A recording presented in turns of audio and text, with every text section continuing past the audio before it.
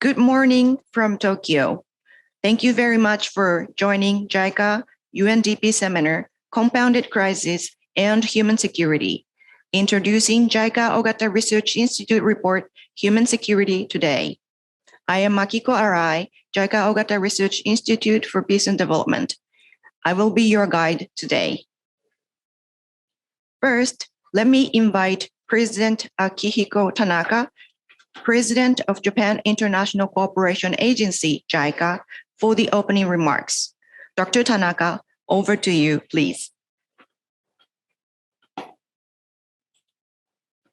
Distinguished panelists, honorable guests, ladies and gentlemen, thank you for joining today's seminar on Compounded Crises and Human Security, co-hosted by UNDP and JICA. Is human security still important in today's world? Our answer is an absolute yes. In the following 90 minutes, we will offer an overview of our flagship report, Human Security Today, and discuss the continued relevance of human security. As we all know, we are in the midst of compounded global crisis that could be described as once-in-a-century events. As we witnessed in Pakistan last year, extreme weather events such as massive floods resulting from climate change are inflicting severe damage. The war in Ukraine is not only causing terrible casualties in conflict zones, but also serious energy and food shortages around the world. Some developing countries are experiencing debt distress triggered by economic damage from the COVID-19 pandemic and rising interest rates. Just last month, a severe earthquake hit Turkey and Syria, including areas still affected by protracted conflict. This exemplifies a double crisis of a natural disaster occurring in a conflict-affected region. These compounded crises are having particularly serious impacts on vulnerable populations by exacerbating pre-existing problems like poverty, starvation, and lack of safe drinking water. In January, I spoke with members of the State Emergency Service of Ukraine. They explained that approximately 30% of Ukraine's land has been contaminated with landmines and unexploded ordnance, jeopardizing people's security and lives. They also emphasized that the contamination of farmland inhibited Ukraine's grain production and exports, further aggravating the global food crisis. This shows us how one crisis can interact with another to create serious threats on a global scale. In an age of such compounded crises, the concept of human security has become more important than ever. This concept places every single human being at the center of security.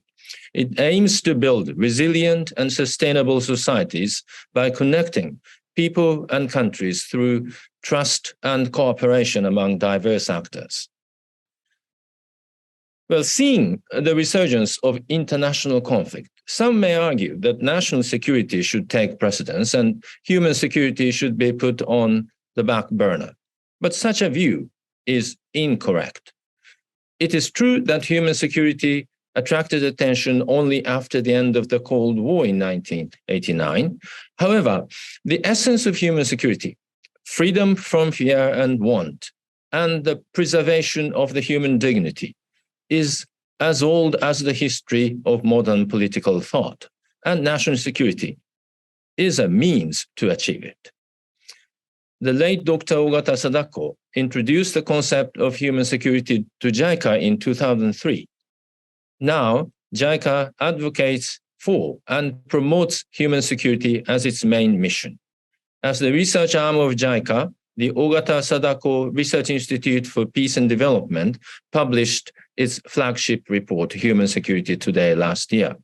The report, which has been translated in English, aims to investigate the state of human security and explain its significance in changing times.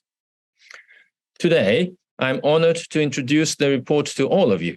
I'm also delighted to have the panel for this event distinguished speakers from the Bangsamoro Transition Authority in the Philippines, the United Nations Human Security Unit, the UNDP, and the London School of Economics. I'm confident that the event will provide a meaningful opportunity to revisit the concept of human security in the current global context and to discuss how the international community can work together to build a resilient society amid the compounded crisis we face. Thank you very much. Thank you very much, Dr. Tanaka. Please turn off your camera now.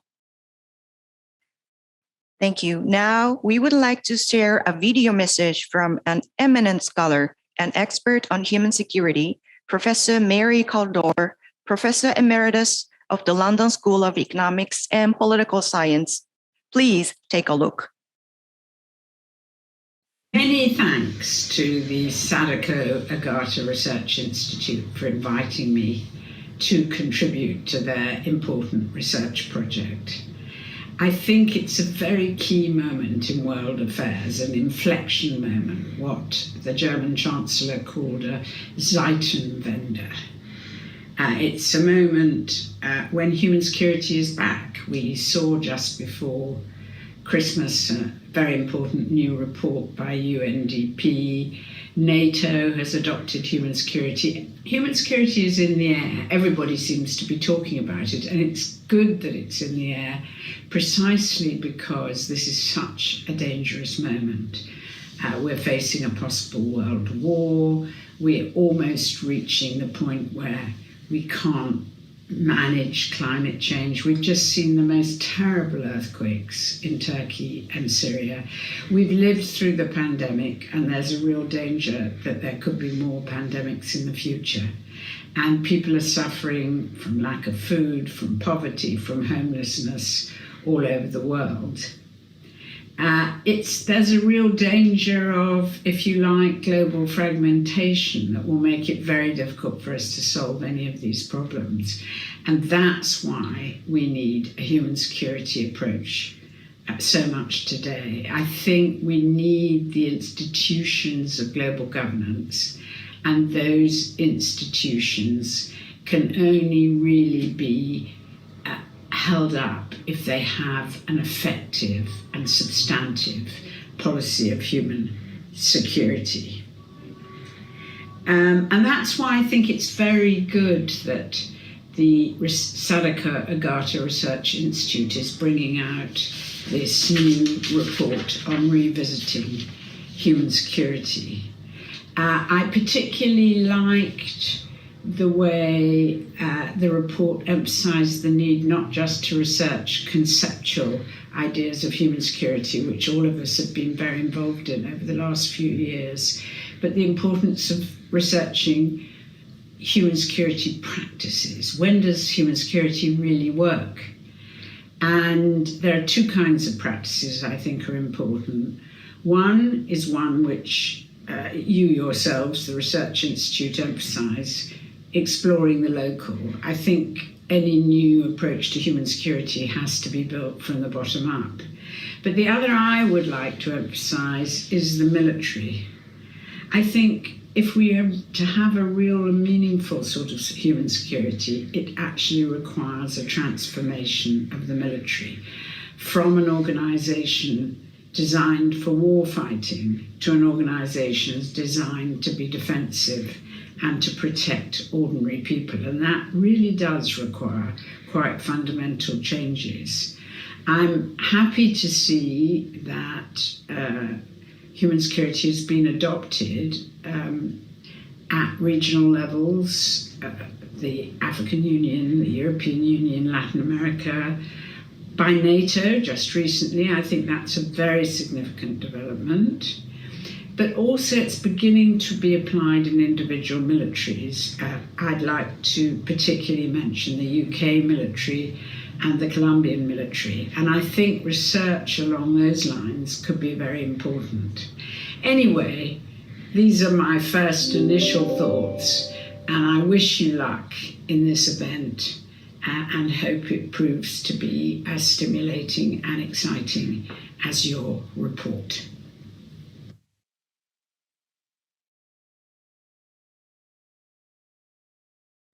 Thank you for watching. And now let me invite Dr. Akio Takahara, Executive Director of JICA Ogata Research Institute, for the keynote speech. Dr. Takahara, please turn on your camera and the floor is yours. Thank you very much. Good morning, good afternoon, good evening to you, wherever you are on this blue planet. Now, many of you would remember that some 30 years ago, when the concept of human security emerged, it was very much related to the end of the Cold War. The specter of World War III that would be fought to the detriment of humankind through the use of nuclear weapons was gone at that time, and people expected to receive the dividends of peace. In reality, however, there were eruptions of serious internal ethnic conflicts that had been muffled under the Cold War regime. Then the concept of human security was introduced as an innovative perspective for focusing on the people and freeing them from fear and want and preserving their dignity. On the other hand, the end of the Cold War promoted globalization. With the rapid development of technology, including the internet, informatization, digitalization, and all that, a lot of money, goods, people, and information started to flow across national borders with ease. While globalization generally contributed to increasing GDP and improving the living standards of the people, transnational and organized crimes increased. Globalization also widened divisions in societies, both economically and politically. It brought affluence to some, but not to others, and also aggravated climate change. Recently, a once-in-a-century pandemic swept every nook and corner of the world. And amid the pandemic, devastating earthquakes hit Turkey and Syria, including areas affected by a protracted conflict and caused more than 50,000 casualties. So, we have had our lessons about the ambivalence of globalization. It connects people, but divides them at the same time in various ways. At the international level, the amount of trade between the United States and China reached its record high last year, while the growth of China's national power and especially its military might is now seen as a threat to the American domination of the international order. Intensifying competition between these two giant nations casts a dark shadow on top of the compounded crisis we face. President Tanaka Akihiko of JICA categorizes the threats to human security into three kinds, namely threats to physical systems, such as natural disasters, to living systems, such as infectious diseases, and last but not least, threats to social systems.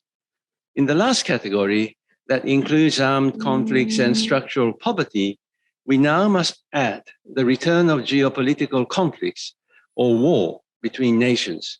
At this very moment, people's lives, livelihoods, and dignity are destroyed brutally in Ukraine. As President Tanaka told us in his opening remarks, crises are easily compounded in a globalized world.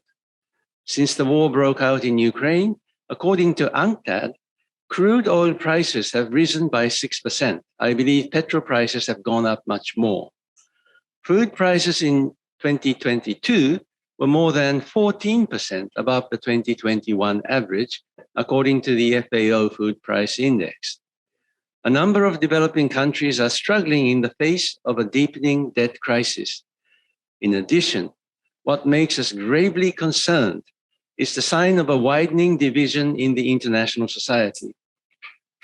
March last year, at the UN General Assembly, 141 countries agreed to criticize Russia for invading Ukraine, but 5 countries opposed to do so, 35 countries abstained, and 12 countries even didn't cast any vote. This means the world cannot have a unanimous agreement on such a blatant case of UN Charter violation by a permanent member of the Security Council. According to one narrative, the world is getting divided into 2 camps, one democratic and the other authoritarian, but in fact, there are many countries that stand in between and do not want to take sides. The world is torn apart in complicated ways, and many of us are now uncertain about the future of the global order. This is the reality in which we live as we face the compounded crises. What then, or what now, is the way forward? What we at JICA emphasize is the importance of human security, that is the protection and preservation of people's lives, livelihoods, and dignity. Needless to say, the protection approach interrelates with another approach to human security, which is the empowerment of the people affected by the compounded crises. In the end, people must be empowered so that they can protect themselves. Such a notion of human security serves as a foundational idea for the solidarity of the humankind, for uniting people beyond divisions, both international and internal. It is our belief that all the constituents of the international community can and must work hand in hand under the banner of human security. However, this is easier said than done. There are many challenges and obstacles that lie in the path to achieving human security. In Professor Kaldor's video message, she emphasized the importance of transforming the military into an organization designed to be defensive and to protect ordinary people. I would extend this a little and add another challenge, which is the abuse of power by the power holders. We need mechanisms for the check and balance of power and the civilian control of the military, along with the transformation of thinking of the power holders. On our part, JICA can contribute through the legal and judicial development projects that aim at enhancing people's legal consciousness and rule of law. For instance, JICA has been working with many countries in Southeast Asia, including Vietnam, Cambodia, and Indonesia, to develop institutions and capacities of the legislative, administrative, and judicial bodies so that they are able to draft, apply, and implement various kinds of laws. These projects promote rule of law in each respective country with a view to protecting and promoting people's fundamental rights to survive and live in dignity. JICA has also assisted to empower the people and enhance access to justice. For example, by launching a call center in Côte d'Ivoire that provides people with information on legal matters over the phone. Here, we are reminded of another point Professor Kaldor made, which was the bottom-up approach to human security. This is where JICA probably does its best, with an understanding that sustainable development has to be an indigenous one. We at JICA will continue with our effort to empower the people. Raising individual capabilities through education remains to be the key to success. At the same time, we should cooperate with the locals and enhance the resilience of communities and societies. And in doing so, we must respect local history and local institutions. We must respect and utilize the local institutions that these developing countries have. Namely, we have to avoid transplanting foreign institutions or models without adaptation to local history and local conditions. To sum up, let us remind ourselves that we are all human and remember the importance of human security. It is a beacon that we should hold together to illuminate the path from division and conflict to solidarity and collaboration. In this endeavor, perhaps we should pay attention to the fact that some people are skeptical about the concept of universal values.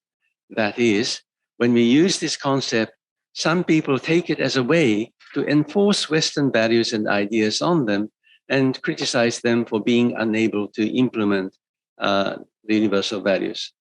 I think we can safely say that human security, that is the preservation of people's lives, livelihoods, and dignity, achieved endogenously through protection, empowerment, and enhancement of social resilience, is a transcultural value that applies to all the peoples in the world.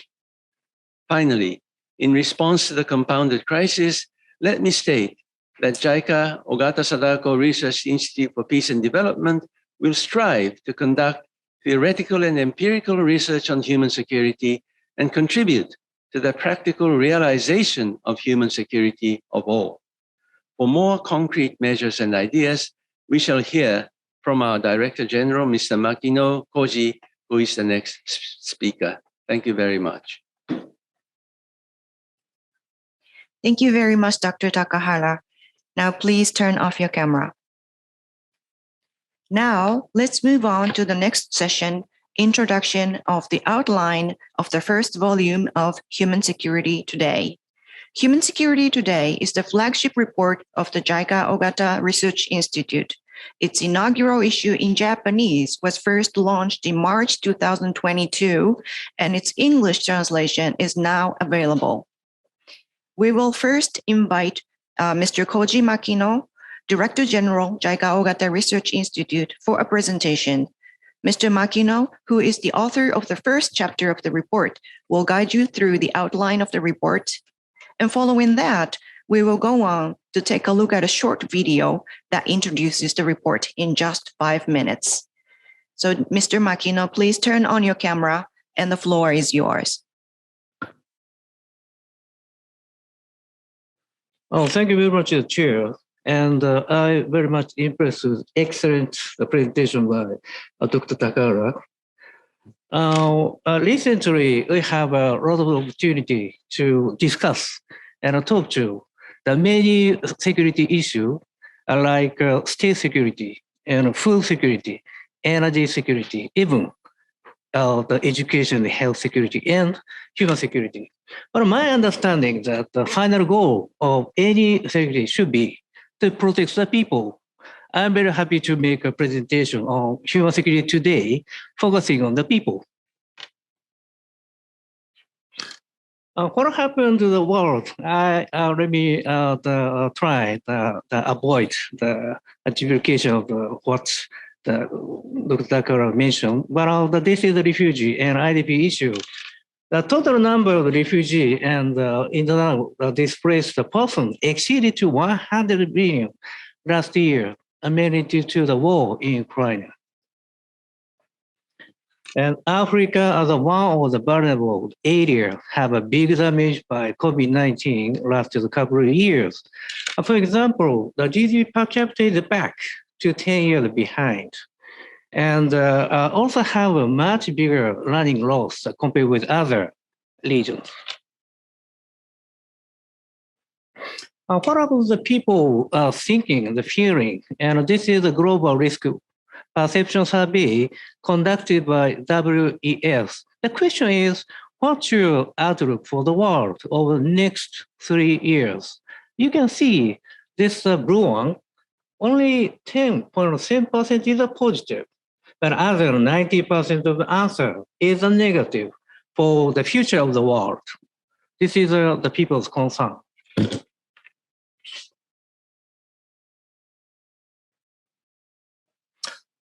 Human security should evolve over time, anytime. It has been almost 30 years since the human security was born. And traditional concern, I just talked, refugee and IDP and disaster like Turkey are becoming more acute. At the same time, new challenges of COVID-19, climate change, or the negative side of DX have appeared. We need to keep in mind one crisis causes another crisis. This is real compounded crisis. This report, Human Security Today, will explore the question of how human security should be understood in compounded crisis, and which approach would the effective when we implement it. This is the main content of the report of the human security today. Can be categorized into the two parts. First part is overall. The first chapter is mine, the human security and development cooperation today. I have an opportunity to be able to make a small presentation as an overview of the whole of the report. Second one, the history of human security research, focusing on efforts of JICA Ogata Research Institute. And the second part is the topics on the COVID-19, the human security, and coronavirus, the disease 2019, and human security. This is the first chapter of the topics. And understanding the practicing human security in Africa, migrant, remittance, and human security. And final, the chapter is the COVID-19 and human security. We'd like to show the video to cover the chapter, except for myself. I'm doing it by myself after my presentation. Yeah, this is human security and development cooperation today. Again, this is a kind of overview to cover whole of the report. I like this picture. I myself took in Ghana. For this, you can see the mommy and mama are waiting with the baby just in front of the clinic. Would you please how and what the mommy are thinking in daily life while I'm speaking today? It is said, I know the people told me, human security looks very nice.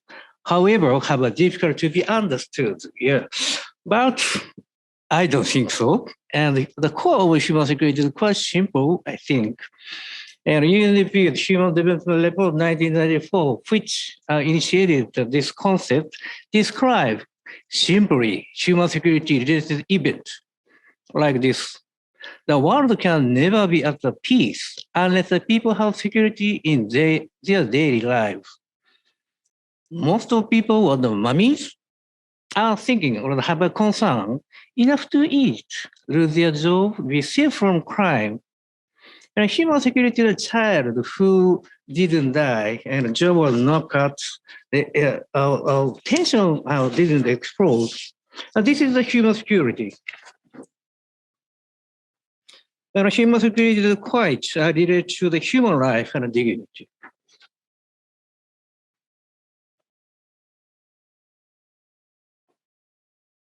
Oh, I'm sorry.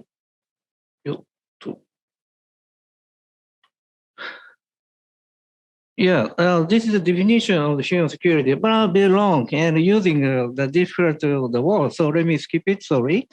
This is our understanding of human security using in the with the easy word. Human security is the idea of protecting the people's life and livelihood and dignity by creating resilient society against the various threats. A key word is resilience or resilience, having the ability to react appropriately and overcome the threats, such as COVID-19 or climate change, if they strike suddenly.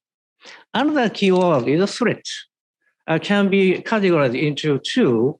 One is the fear or a shock, such as the conflict, the violence, COVID-19, the infectious diseases and other diseases, climate change, and natural disaster. Another category is want or a kind of chronic poverty, like income poverty, the hunger, and lack of health, education, and social security services. So let me say again that what is human security? Human security is the idea of protecting the people's life and the livelihood and dignity by creating resilient society against the various threats. I'd like to deepen what I've just said on the human security, downside risk and resilience. Would you see the left-hand figure? This is the relations between the human development and human security. I can replace the concept of human development into, in this case, the SDG or the growth. And you can find green one is ideal path of human development. We'd like to believe human development is constantly improving anytime. However, reality is a red line. This is a real path of human development, going up and down, unstable at all, zigzag, because of downside risk pressure as a threat. I just talk as a keyword threat in the term of security, like COVID-19 and disaster, or the Russian war in Ukraine. But human security have a significant function, make it recover by building resilient society. And right now, there's a progress on the SDG. And in the world, we know the progress of SDG unfortunately declined 2020 due to COVID-19. That's why this is the right time for us to introduce and materialize human security concept. Human security should be the foundational base of SDG. Yeah, this is a basic approach of human security, combination of the protection and empowerment. So we need to integrate either, not either the both of protection and empowerment. First, the protection. This is a top-down approach by central and local government to the chiefly. And empowerment is a bottom-up approach of the people and civil society by themselves. We have to integrate both of them. This is quite important. I'd like to pick up the concrete case of JICA program against the COVID-19. This is named Initiative for Global Health and Medicine Against the COVID-19. As a part of the protection, we support developing countries to strengthen a core hospital and laboratory, and a core hospital trying to strengthen the treatment service for the people, and a laboratory trying to improve the laboratory service to identify COVID-19 of the people. Then it comes to the part of empowerment. We support developing countries to advocate the people and community for hand washing and the wearing the mask like yourself. This is a kind of the self of the girl prevention. It is much easier for you to understand when you imagine in Japan, either way doesn't work. And integration of the two of the human security approach, or bottom-up and top-down approach, empowerment protection approach, are quite effective. This is one of significance of human security in today's context. We have a lot of significant human security, but this is one of them. I'm sorry, this is a quite small figure, but this is interconnected threat. Example of COVID-19 pandemic as the threat cycle. You can see the left hand below the COVID-19, the cause, the lockdown, and then the results in the economic the slowdown. And right hand, we could find that unfortunately a lot of the school closure, and then the growth in the domestic violence all over the world, unfortunately.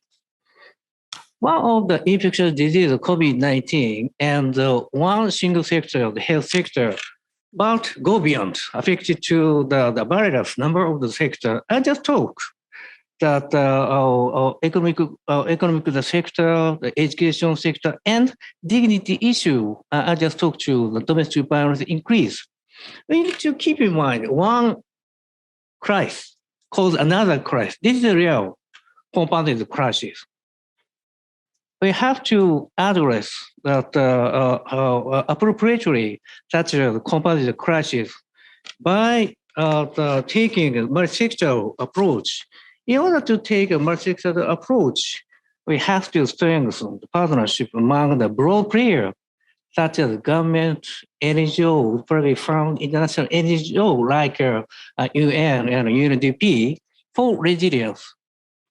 We have to build resilient society with the barriers sector and the player for the resilience. This is human security.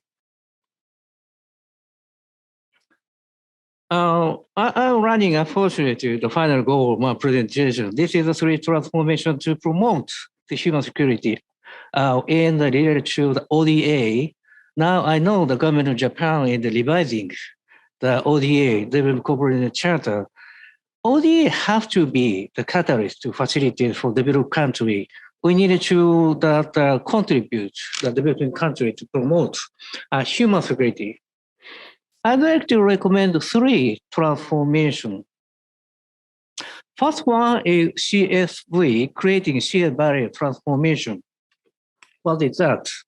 In other words, it is said that ESG transformation, environmental, societal, and the governance transformation. Now you can easily understood.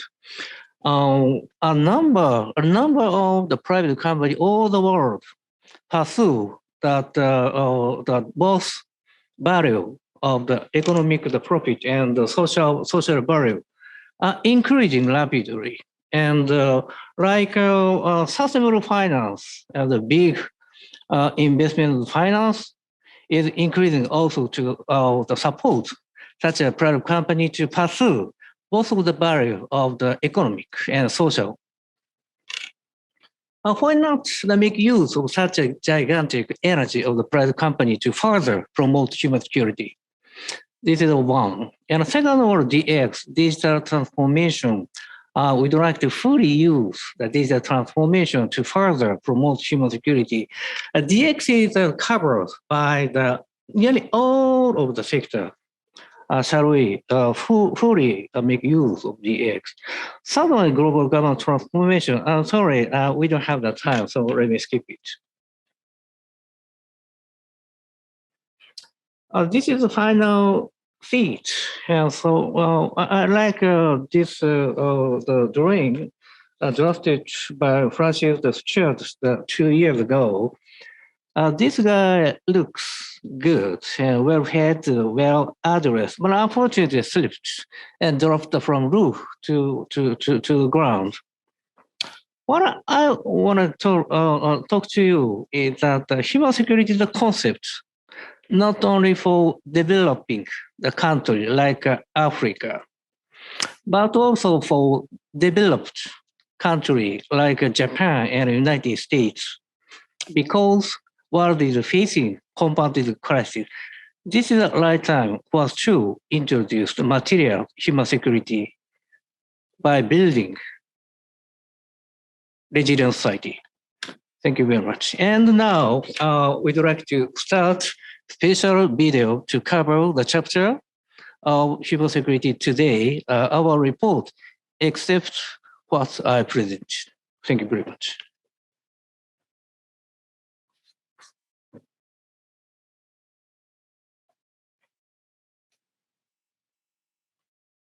「世界では紛争や自然災害が増え、強制的に住む場所を奪われる人は1億人を超えました。加えて新型コロナウイルスの大流行、気候変動、デジタル化の負の側面といった新たな脅威も現れ、私たちの安全は脅かされています。コロナの大流行が私たちの移動や経済活動に影響したように、これらの脅威は互いに影響し合い、連鎖し、複雑になっています。このような世界の問題を正しく捉え、適切に対応していくには、人間の安全保障の視座が有効ではないか、との思いから、JICA 尾形貞子平和開発研究所は、フラグシップレポート、今日の人間の安全保障を創刊しました。今日の人間の安全保障では、時代の変化に応じて人間の安全保障をどう理解すべきか、またその適切な実践のためのアプローチとは何だろうかという問いについて探求していきます。今日の世界では新型コロナウイルスなど新しい脅威が出現した一方で、伝統的な脅威、例えば紛争や災害も深刻化しています。本論考では新旧の脅威に対する人間の安全保障のアプローチを検証しました。人間の安全保障には多岐にわたる実践が欠かせません。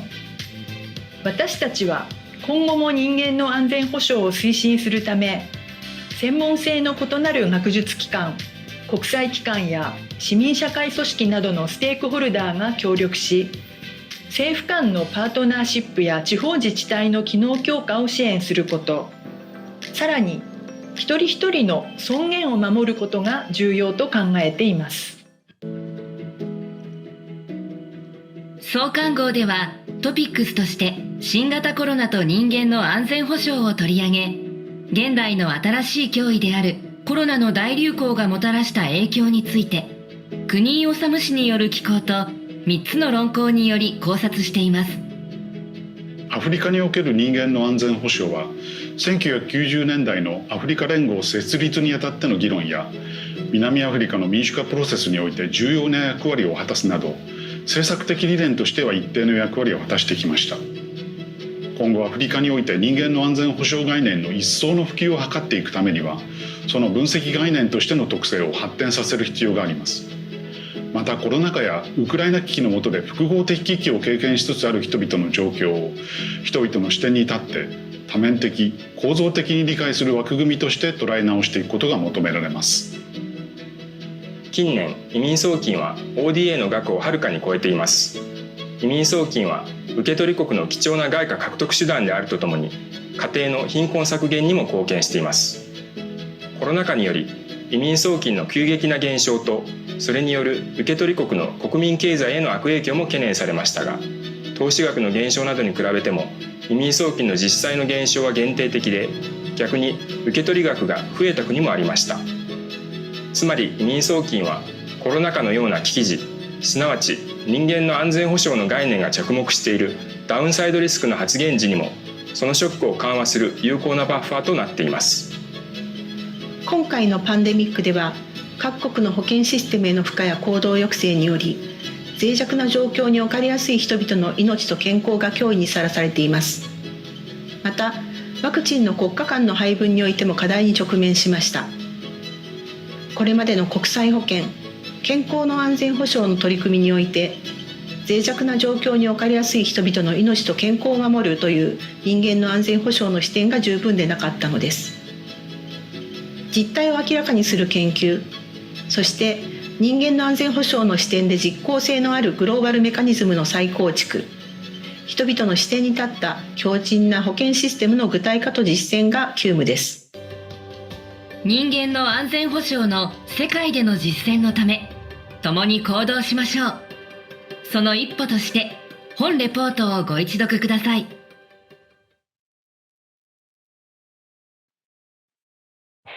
Thank you very much, Mr. Makino, for your presentation, and thank you all for watching the video.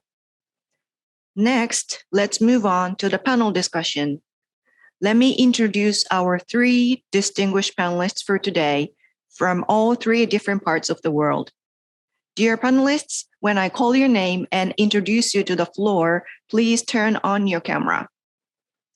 First, Ms. Mernas Mostafabi, Chief Human Security Unit, United Nations. She's joining from New York. Are you there, Mernas? Hello, good evening to you. Thank you for joining. And now we have Attorney Raisa Herajura Jajuri, Deputy Floor Leader, Bangsamoro Transition Authority Parliament, and also the Minister of Social Services and Development, Bangsamoro Transition Authority. She's joining from the Philippines now. Good morning to you, Raisa. Thank you for joining. Good morning. And now we have Mr. Tetsuo Kondo, Director, UNDP Representation Office in Tokyo. Good morning, Mr. Kondo. Thank you. And our moderator today will be Dr. Ako Muto, Executive Senior Research Fellow of JICA Ogata Research Institute. After the presentation and discussion by the panelists, we will pick up some of the questions from the floor and directly move on to the Q&A session. So during the presentation and discussion by the panel, please send your questions to the panelist with Q&A button at the bottom of your Zoom screen. If you want a specific panelist to answer your question, please indicate so. Now let us start the panel discussion, and I will hand over my microphone to Dr. Muto. Dr. Muto, you have the floor. Okay, thank you, Arai-san. So let us start the panel discussion now. For the next 45 minutes, we will think together about the various challenges in today's world and how to respond to them through the lens of human security. The first presenter is Mernus from United Nations Human Security Unit. So Mernus, please stay on screen, and Raiza and Tetsuo, please turn off your camera now. Since its establishment in 1998, the United Nations Human Security Unit has continued its activities for decades. She has been directly involved in the development of the human security concept and the implementation of human security through projects. So she knows she's one of the best to know to talk about human security. So now, Mernus, you have the floor. Thank you for your kind introduction, Akko. You're very generous. It is my honor to participate in today's seminar and to contribute to our discussions on the issuance of this timely and important report on human security, and particularly what it means today.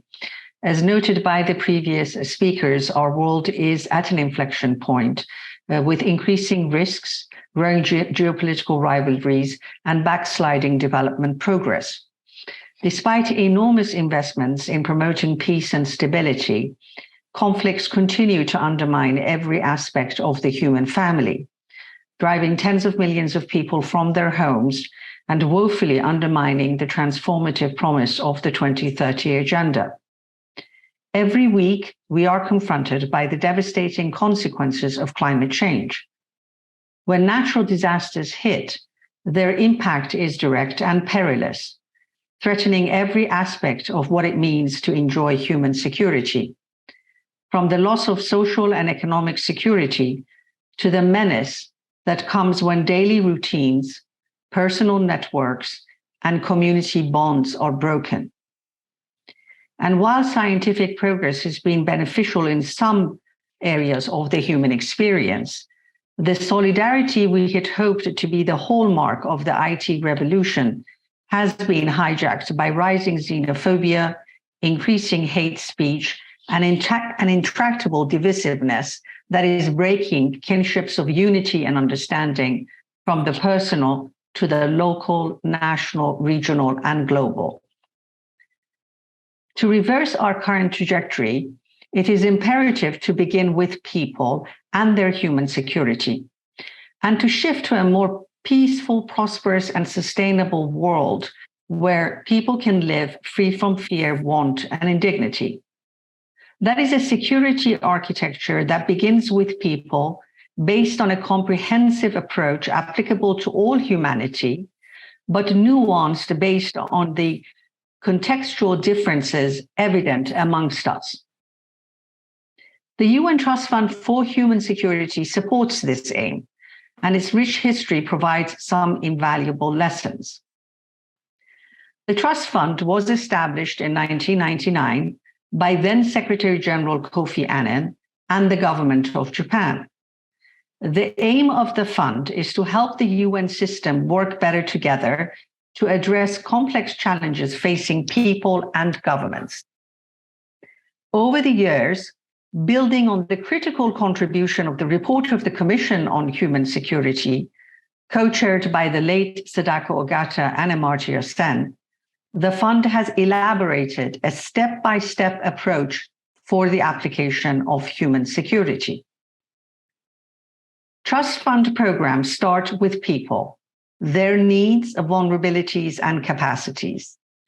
Through the application of human security, these programs provide a framework to assess, develop, and implement comprehensive responses to complex challenges in communities, countries, or regions.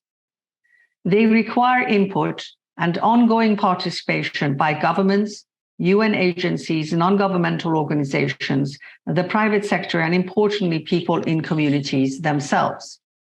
Together, they drill down to find the root causes of risks and vulnerabilities and put a priority on resilience and prevention, creating early warning mechanisms to minimize the impact and, when possible, prevent the occurrence of risks that can lead to protracted situations of crises and human insecurities. Since its establishment, the fund has supported nearly 300 programs in 136 countries, plus a range of regional and global programs, with almost 70% of the total portfolio implemented in Asia, Africa, and the Pacific regions. For more than 20 years, this approach has achieved good results. Examples include helping communities restore livelihoods and trust after years of conflict in the Republic of Congo and Timor-Leste, reducing vulnerabilities and promoting safe and orderly migration between migrant and host communities in Costa Rica and Panama, empowering people to participate in decision-making, improve local development, and enhance governance in Upper Egypt, and strengthening communities' ability to reduce their risks to climate change and natural disasters among small island developing states in the Pacific and the East Caribbean regions. Currently, there are 48 ongoing and upcoming programs covering diverse thematic areas supported by the Trust Fund. These programs work across major global agendas, underscoring the unique value of the Trust Fund for responding to today's interlinked threats and their humanitarian, development, and peace-building consequences and challenges. In addition, programs supported by the Trust Fund promote important principles such as gender equality, engagement and empowerment of youth, prevention and preparedness, as well as multi-country and regional threats and initiatives. I will not go into the details of the previous map where you will have, once you get the PowerPoint presentations, an explanation of these various programs, but I will look at two examples. The next slide, please. The first of which is the localization of the SDGs in West Africa through the human security lens. This was a program which was a multi-pronged initiative. It began in 2009. It was based on a partnership that resulted in a forum in Banjul, the Gambia. It brought together 8 contiguous West African countries, including UN resident coordinators, national and local government representatives responsible for the SDGs, local champions, as well as international and regional partners. The focus of the forum was how to apply the human security approach and accelerate action on the SDGs.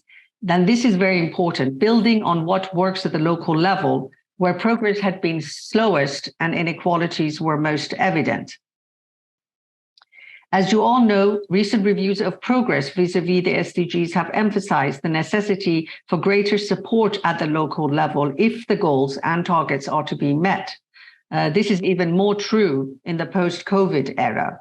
And this is also one of the core principles of human security, which of course was referenced by the speakers before me. And really, it is the continued call of human security, which is for top-down policies and responses to be linked to bottom-up needs and capacity building strategies, thus ensuring a people-centered, comprehensive, and synergistic framework for achieving the SDGs and other priorities.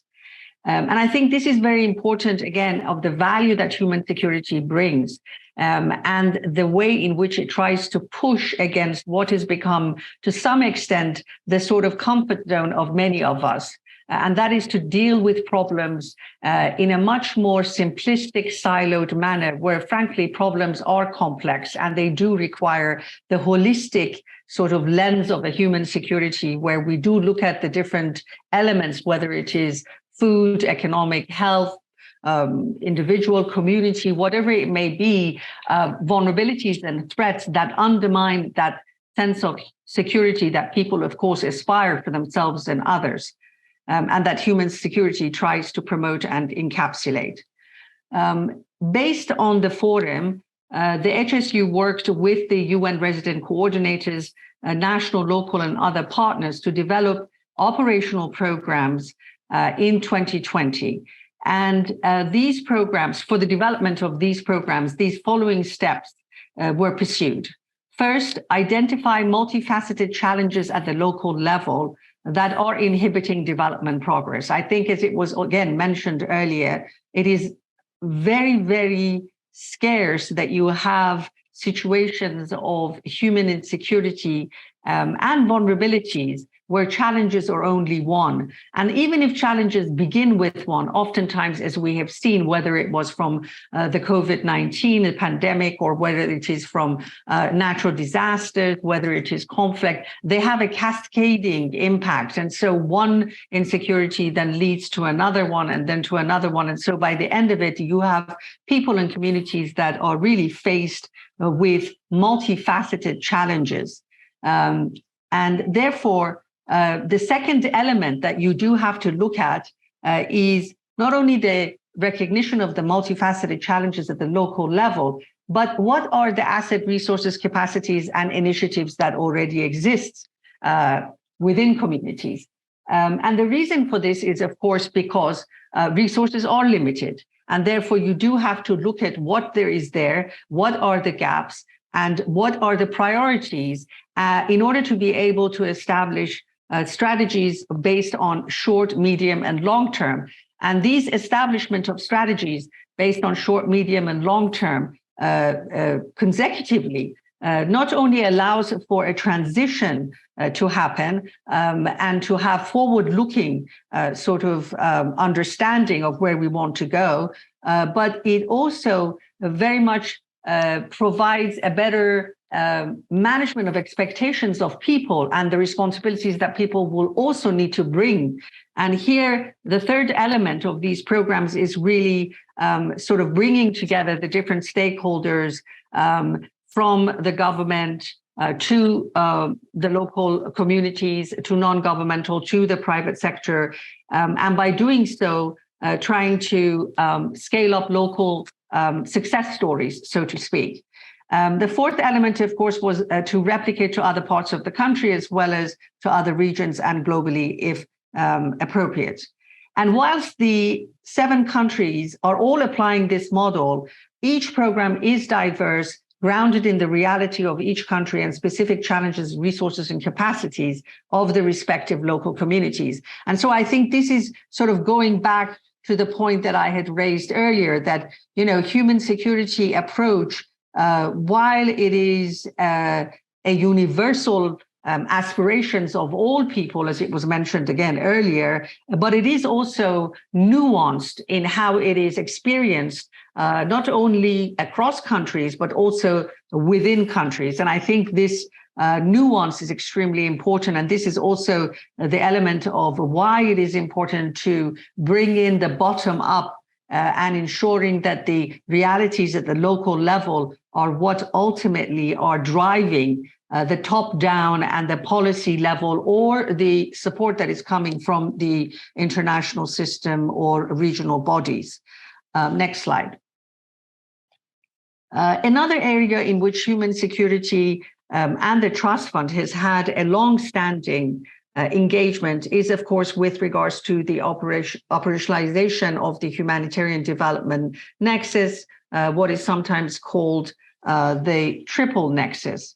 And here, recent programs supported by the Trust Fund include initiatives in Cameroon, Colombia, Nigeria, Sudan, and currently 9 countries in the Arab region, Iraq, Jordan, Lebanon, Libya, Palestine, Somalia, Sudan, Syria, and Yemen.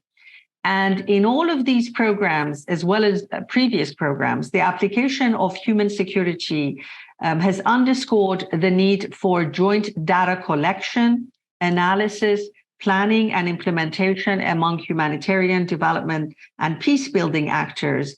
And this, of course, is not an easy task, but it is something that it is truly critical if we are to be able to address the underlying drivers of human insecurities, to find coherence across diverse actions, and most importantly, define collective outcomes that require the combined inputs of multiple actors. Also, and this is sort of shown in that middle circle, which is the identify entry points with the highest multiplier effects.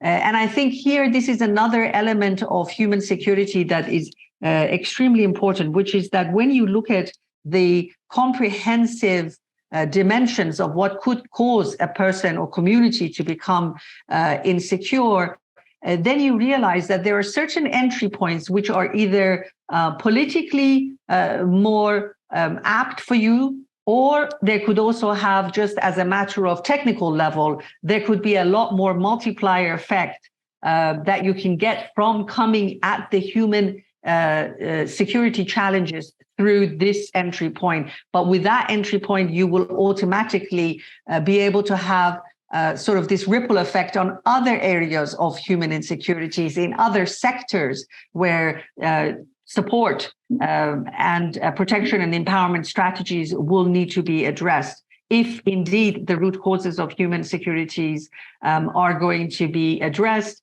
if the government and community response is going to be enhanced, and if as a result of all of these activities, vulnerabilities are going to be reduced, social cohesion is going to be strengthened, and of course, resilience to future shocks is going to be improved.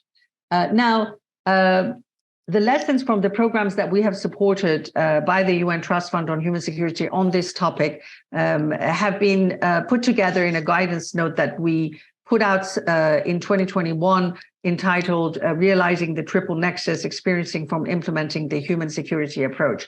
And I think there you would also, again, find many examples of the sort of element that is provided to you on the right-hand side of this slide. Now, going to the future, and the next slide, please. In addition to the operational programs that we support through the Trust Fund, as well as our advocacy and mainstreaming activities, that is through the unit, of course, we continue to look to ways in which we can expand support for human security. I think, as it was mentioned by Professor Kaldor, we are at an inflection point.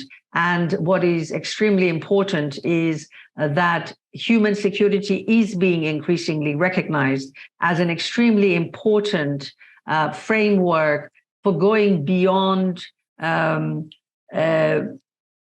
practice as usual or response as usual, which in all reality has not brought the world to a more peaceful, prosperous, and resilient stage. And so I think that in addition, as I said, to the programs that we support, we are looking into other avenues. And I think this is something that, of course, all of us have to look to other avenues in which we can expand the understanding and also the acceptance of human security. And among these, an important area of work is a global campaign that we have started. It is called Human Security for All. And the campaign is based on a network model, which means that we are ultimately partnering with many different actors, these being governments, youth organizations, artists, filmmakers, parliamentarians, educators, the private sector, and others. And our aim is really to bring the vision and importance of human security to all corners of the world. We have just begun this global campaign. And as we progress, of course, we would be delighted to have all of you engage in this campaign, because, as I said, it is extremely important for human security to be a global movement, a global request by all constituents of the world. Another important development is the decision by the Secretary General to issue a report on human security during the 78th session of the General Assembly, which will be in 2024. And the aim of this report is, well, I suppose the 78th session is end of this year and early next year.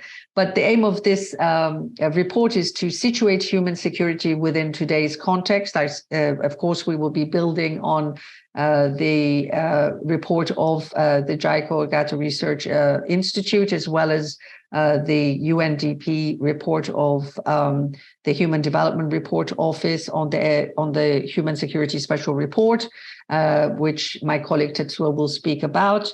So our aim is really to situate human security within today's context, provide perspective analysis to support the work of the United Nations moving forward, and illustrate the value of human security as a tool to help advance the Sustainable Development Goals and other priorities of the international community.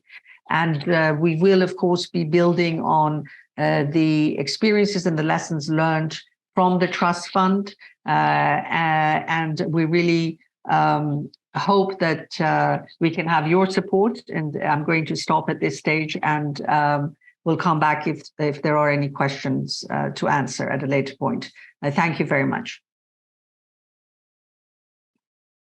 Okay, thank you, Marinas, for a very comprehensive and overall presentation. Thank you very much. So you can turn off your camera now. Okay, so the next presenter is Attorney Riza from the Bangsamoro Transition Authority, the Philippines. So Riza, yeah, you already turned on your camera. Thank you very much. As you may know, after a half a century of struggle for secession by armed groups in the southern region of the Philippines, a comprehensive peace agreement was reached between the Philippine government and the Moro Islamic Liberation Front in 2014. Japan has been supporting the peace process and development of the region for more than 2 decades. Now, the Bangsamoro Transition Authority, established in 2019, and JICA are working together to establish an autonomous government trusted by the people and to achieve sustainable peace and stability of the region. So we understand that through this process, you had a lot of struggle to achieve human security. So Riza, please start your presentation. Okay. Thank you. Good morning, good day, everyone. As mentioned, I'm from the Bangsamoro Autonomous Region. Next slide, please. This is the map of the autonomous region. So we're in the southern part of the Philippines, comprising of 5 and now 6 provinces, 3 cities, and some 63 barangays. Okay. As mentioned earlier, the roots of the Mindanao conflict stretch back to several centuries, but in the modern phase, this started in the 1960s. And the conflict is a sovereignty-based conflict, and it is located in what we call the Bangsamoro, as shown in the screen. This conflict has left most of our communities in widespread destruction and underdevelopment. Poverty is high, and all the other human development indices show that the Bangsamoro region has been lagging behind in the areas of education, health, economic development, among others, largely because of as a consequence of the war, and also by neglect of national government. Can we go to the next slide, please? The peace process between the Moro Islamic Liberation Front and the government of the Philippines started with security and ceasefire as the first agenda. However, it went on to look at relief and rehabilitation as another concern. And this has led to the establishment of an institute that was tasked with the work of providing relief and rehabilitation, which is the Bangsamoro Development Agency. And then eventually, the parties, government and the MILF, started working on the substantive agenda. And this is on the matter of the ancestral domain of the Bangsamoro, which, after having to deal with the Supreme Court of the Philippines ruling, was stricken down as unconstitutional. But I'll go back to that in a while. Can we go to slide 3, please? But we can see that early on in the negotiations, the Moro Islamic Liberation Front already had a framework that looks at the peace and development nexus. Even in the matter of security, which resulted in the establishment of the mechanism of an international monitoring team, there was a proactive push to not only ensure that there were no armed conflicts on the ground, but also to assist in the implementation of humanitarian rehabilitation and development undertakings within the context of the peace process. And this meant that there was an overall effort to enhance justice and reconciliation, good governance, socioeconomic reconstruction and development, environmental protection, humanitarian endeavors. In the socioeconomic assistance program of the IMT, where Japan took the lead, there were efforts to look at education, livelihood, health, resource development for conflict-stricken communities. And this happened specifically after a meeting between JICA President Sadako Ogata with the MILF Chairman Alhaj Murad Ibrahim, who is now the Chief Minister of the Bangsamoro government during the transition period, and then also with the President of the Philippines then, Gloria Macapagal Arroyo. After that meeting, those meetings, Japan dispatched a team to be part of the IMT, focusing on socio-economic development assistance, particularly for conflict-affected communities. This development shows the philosophy behind the move is really what then JICA President Sadako Ogata reiterated when she met with the two leaders from the MILF and the Philippine government, that development will contribute to achieving peace. And one of the root causes of the conflict is the fact that Moro people and their communities have been neglected for a long time. Can we go to the next slide? The lack of inclusion of the largely Muslim people and also other native inhabitants, the discrimination that they face, the dispossession of lands and resources found therein, and the overall marginalization have driven the people to take up armed struggle. So this social exclusion of the native inhabitants fomented the conflict that came about and that was waged for several decades. As to the challenges, can we go to the next slide? Especially in the first parts of the negotiations, peace and security was intractable. While negotiations continued for more than 14 years, there were periods that we would see outbreaks of war, which resulted in massive displacement and human insecurity. This happened in 2000, the year 2000, 2003, as well as in 2008, where an agreement was supposed to have been signed, but as I mentioned earlier, was stricken down as unconstitutional. Aside from this, there are other challenges. We face a lot of natural disasters. We have typhoons, floodings, and a few earthquakes. These again bring about disruption in the lives and livelihoods of the people in the Bangsamoro. Also, I'd like to point out some governance issues. With many years of war and conflict, governance structures have been very weak, compounded also by the lack of resources, especially at the regional government level, which did not have any fiscal autonomy at that time. And largely because of the unstable peace and order, there were a lot of investors who ventured to establish businesses in the Bangsamoro. And with the low educational attainment of the people, this has resulted in unemployment, underemployment, and poverty. But I'd like to focus now to the achievements. Okay. I'd like to say that the peace agreement, which was signed, that came in a series from 2012 to 2014, is an agreement, is an achievement in itself. It has also many provisions that provide for opportunities for socioeconomic development in the region. For example, we now have fiscal autonomy by way of a block grant that's given to the Bangsamoro government for its budgeting and programming.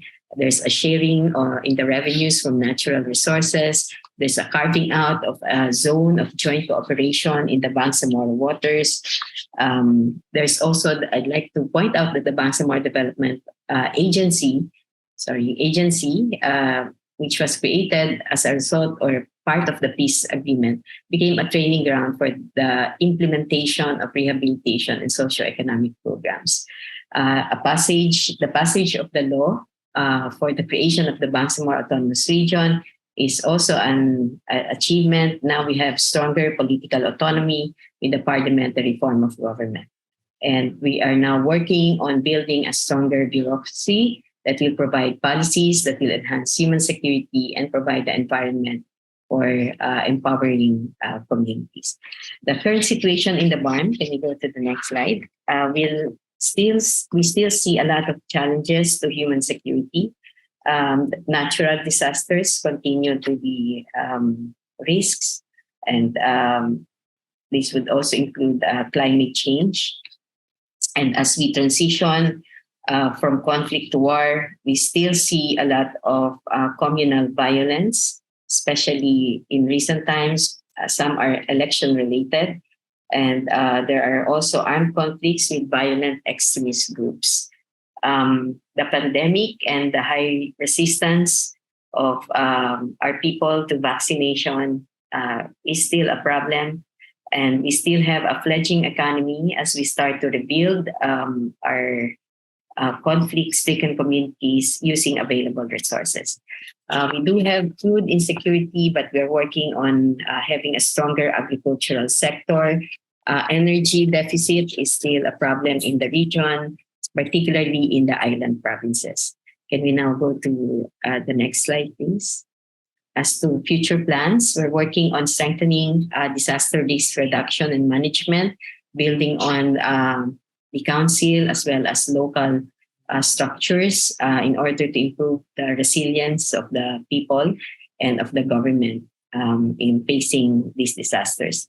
The normalization aspect of the peace agreement is still going on.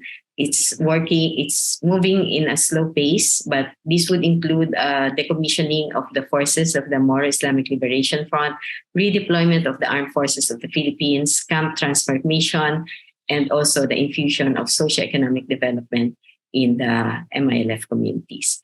We're working on, as a government, supporting livelihoods, provision of by way of providing capital to small and medium social enterprises, improving the policies that would support cooperatives and small businesses, among others. We're working, next slide.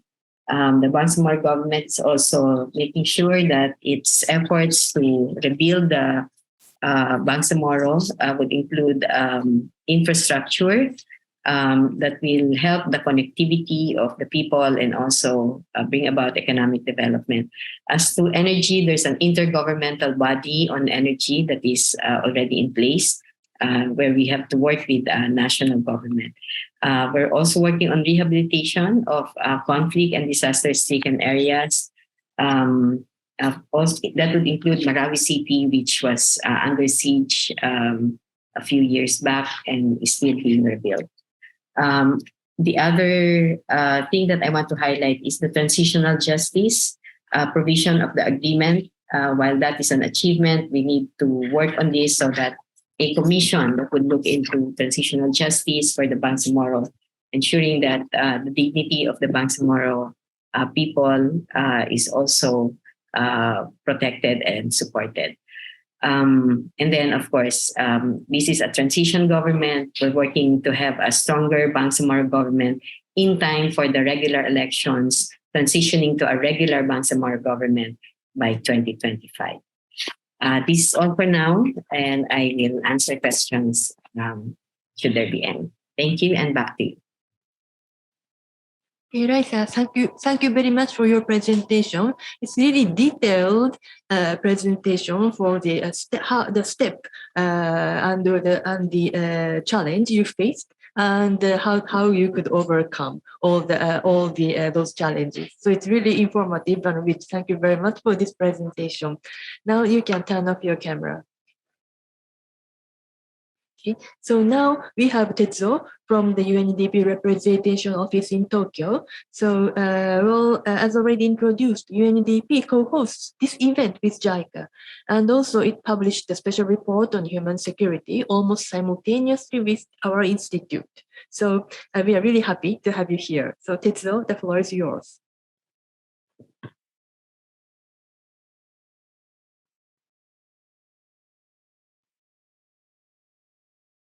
Thank you, Akko, for introducing me.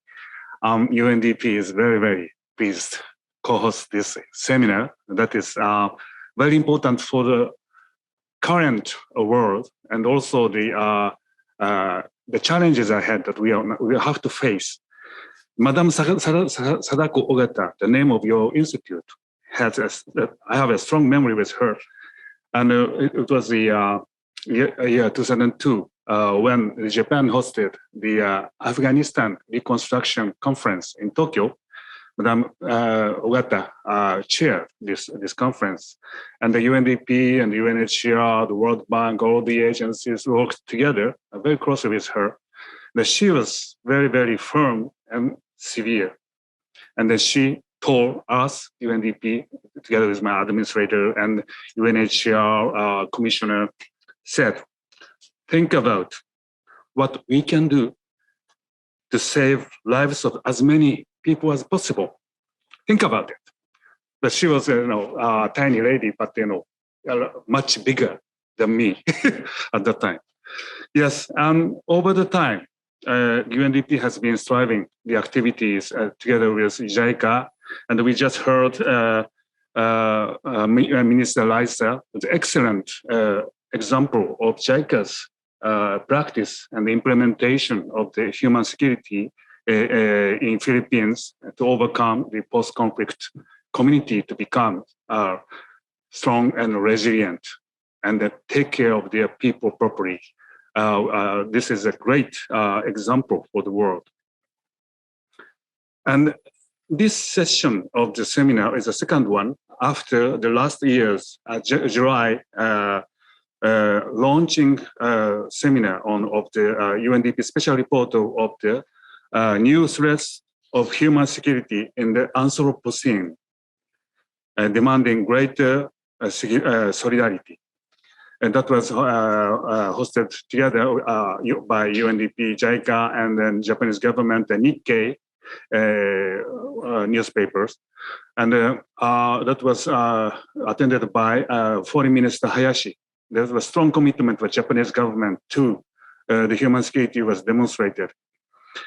And just quickly, we are looking at the history of the human security, because the history repeats that we are exactly in the similar situation of the first time that human security, the freedom from fear and want, was discussed. It was 1941, at the beginning of the World War II, the Japan was involved. And then it was Franklin D. Roosevelt in his speech of the State of Union. He said about the freedom from fear and want, together with the speech and worship. Those four rights were fundamental. I don't know why he said this, but look at the history. In the December of this year, the Japan airstriked the Pearl Harbor, and then US was, obligatory involved in the Pacific War. It was really the break of dawn of the war. And as presented by many previous speakers, the human security concept was, conceptualized in 1994 UNDP Human Development Report. But to reach there was a lot of, practice of human security. For example, Japanese Constitution, adopted in 1946. That it talked a lot about freedom from fear and want in its preamble. Look at that. And in 1948, Eleanor Roosevelt, the first lady of the United States, was in the Universal Human Rights Declaration drafting committee, and then she presented this notion as well. And then human security is freedom from fear and want with a human dignity. So that is widely shared now. But now I start my slide. But much has changed since 1994. We have entered the Anthropocene era on the age of humans. Planetary changes are increasing the risk of food shortage, disasters, and the zonic disease like pandemic, and then creating new threats to security and worsening others. So this is the kind of research question of this special report that UNDP presented last year. On the survey, we found out that more than 6 in 7 people worldwide perceived feeling moderately or very insecure just before the outbreak of the COVID-19 pandemic. Either in the rich countries and the poor countries.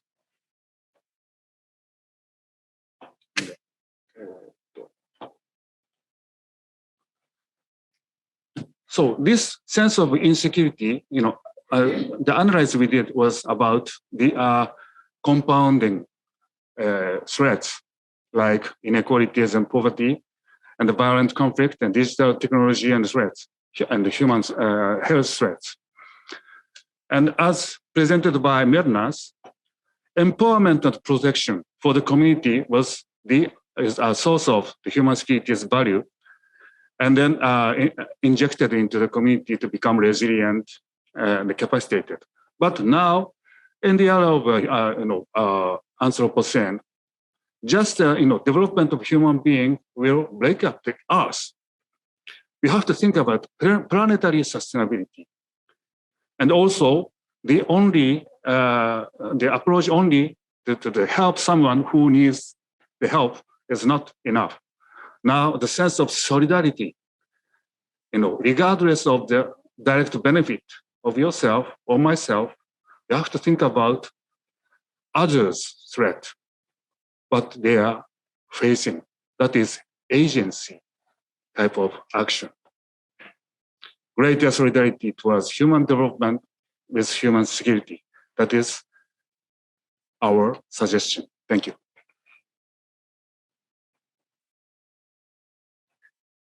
Okay, thank you very much, Tetsudo, for your precise and informative presentation. Thank you very much. So we are very sorry that now the time is becoming to the end of this seminar, but if the audience allow us, we would like to have, using this opportunity, we would like to have a question and answer in very quick way. So now, the 3 presenters, would you turn on your camera at this moment?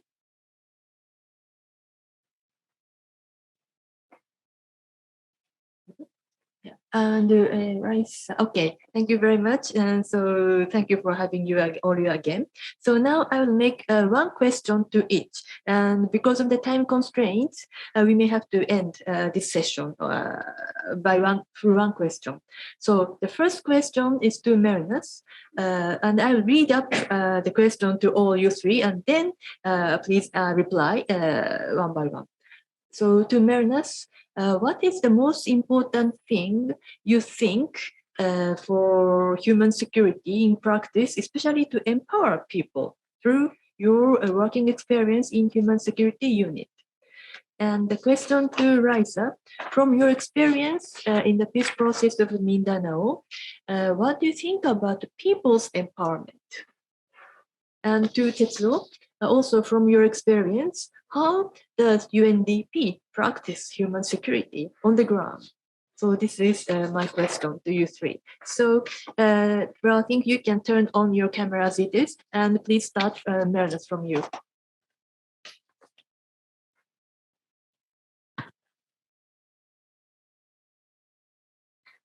You're muted. You're muted. Sorry. I was thinking, and so it's good to be muted, I suppose, when one thinks. But I would say that I mean, again, from a human security perspective, when we're looking at this idea and wanting to put it into practice, the way we look at it is, these principles. I mean, for us, it's these various principles that we have developed, and then how these principles are then applied. So when you look at it, from people-centered, that means, of course, engagement of the people and communities. And that requires a very inclusive and participatory approach to the way in which you practice and understand the human insecurities that people are facing. But of course, people are not also void of the institutions in which they live in. So that, again, very much brings in the reality of having this sort of, inclusive and multi-stakeholder consultative processes for understanding what are the root causes, what are the capacities, what are the challenges, what are the short, medium, long-term planning that one wants to have. And then, as I said, there is the element of, based on these principles that we say, comprehensive, people-centered, context-specific, and prevention-oriented, is so that, you really try to have these protection, empowerment strategies, but also with the aim of trying to prevent things from happening so that we don't end up in these situations of either repeated crises or protracted crises. And so I would say that, looking at human security and its practice, there are the comprehensive and the multidimensional analysis is extremely important. The multi-stakeholder engagement is pivotal.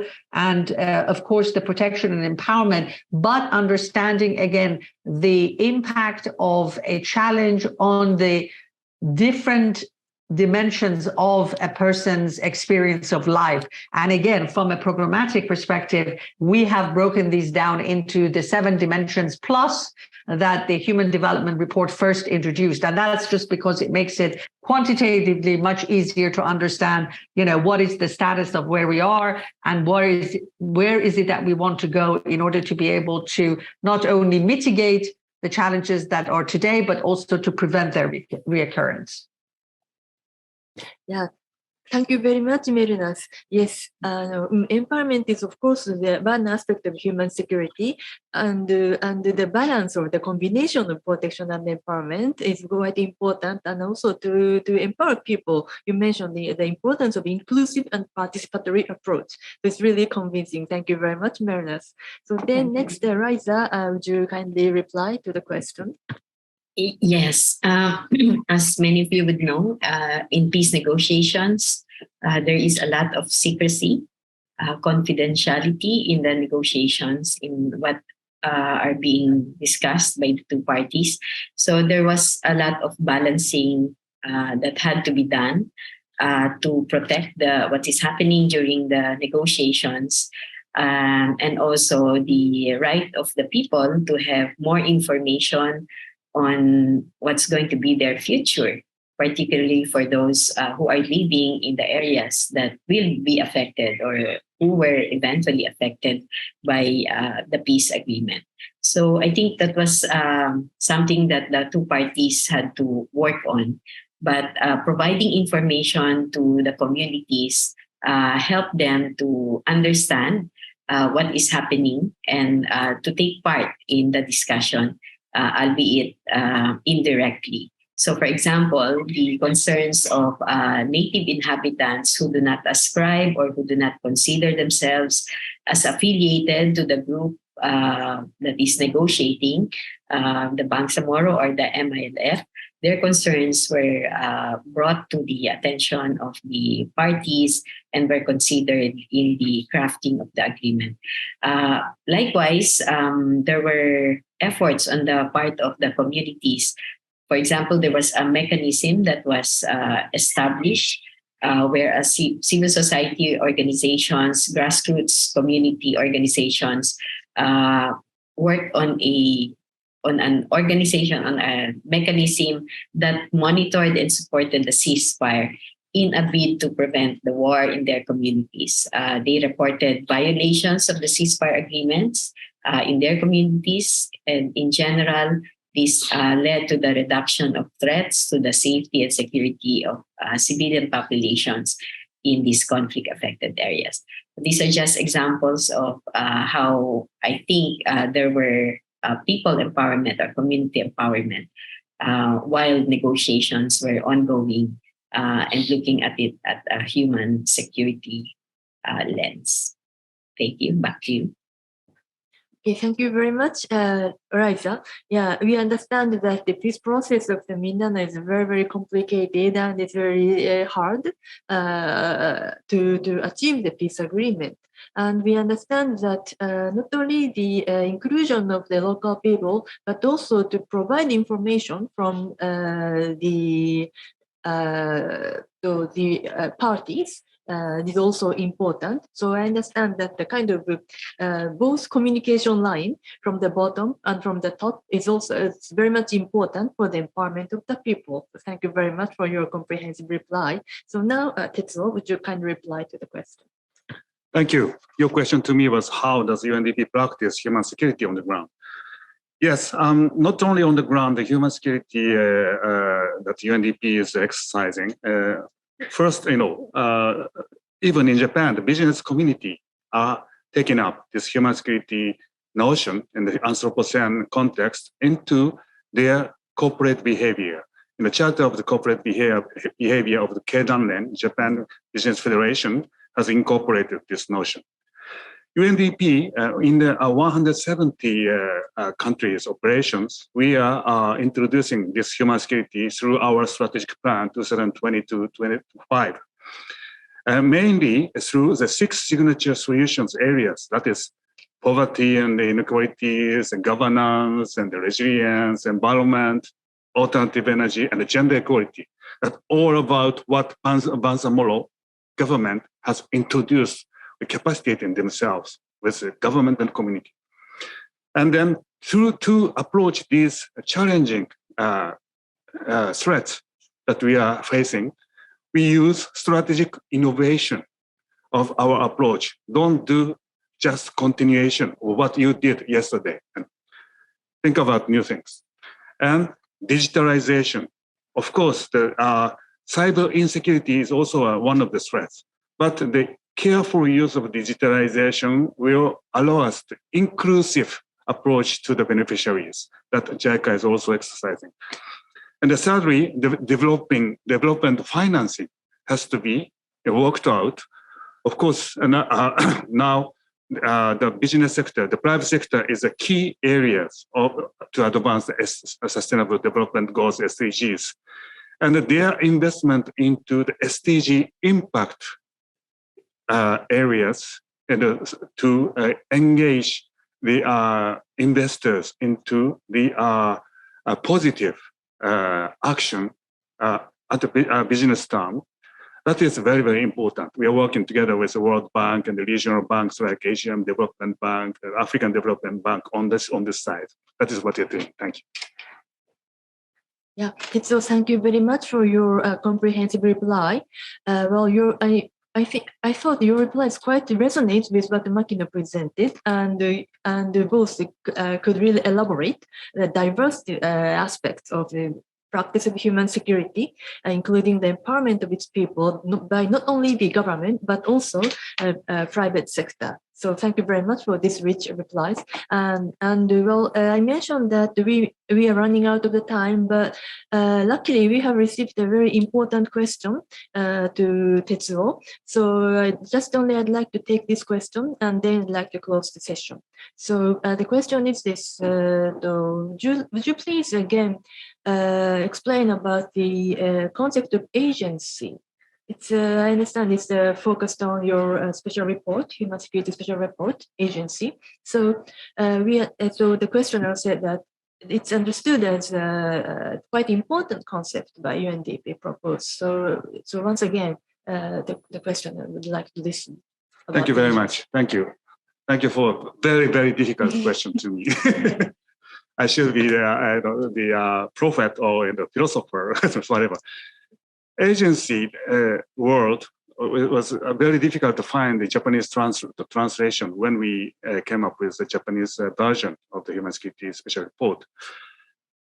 Agency is something like the automatic action, and then independent decision making, not influenced by anybody, but just the tendency to think about others. When you're fine, it's fine. But when you're fine, first think about how others are doing, how others are having difficulties. When this question comes to your mind, you are agency. Thank you. Thank you very much, Tetsuo, for your very precise reply. And thank you. And yes, so I know we are running out of time, so we'll close this session. And thank you very much, the panelists, for the wonderful presentations and discussions. And thank you for the brilliant question from the floor. So now, all the speakers today, please turn on your camera once again.